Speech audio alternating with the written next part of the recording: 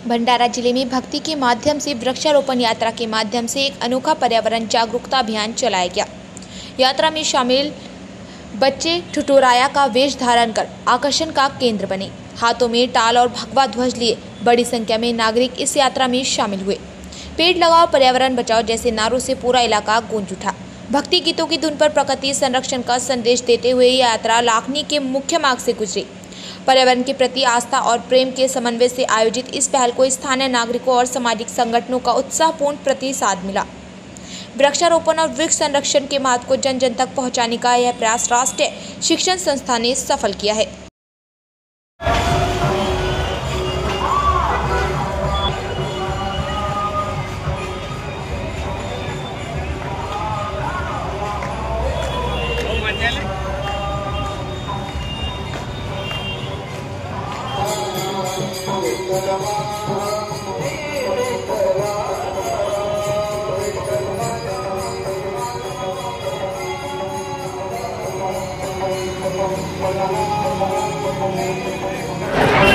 नमस्कार। आज राष्ट्रीय शिक्षण संस्था लाखनी तसेच बापूसाहेब लाखनीकर चॅरिटेबल ट्रस्ट लाखनी तर्फे आज वृक्ष दिंडीचे आयोजन करण्यात आलेले आहे।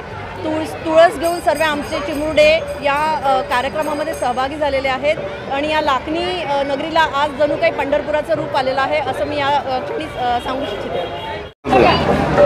काय सांगाल की आज वृक्ष दिंडी कशा निमित्त निघाली आहे रॅली? आपल्याला माहिती आहे की संत महात्म्यांनी सांगितलं आहे वृक्षवल्ली आम्हा सोयरे। मानवाला जर सुसह्यपणे जीवन जगायचं असेल तर त्याकरता आपण निसर्गाकडे लक्ष दिलं पाहिजे, निसर्गाची जोपासना केली पाहिजे आणि निसर्गाची जोपासना करत असताना एकच रामबाण उपाय आहे, तो म्हणजे वृक्षांना संवर्धन, वृक्षारोपण आणि त्या अनुषंगाने वृक्षारोपण ही एक चळवळ झाली पाहिजे।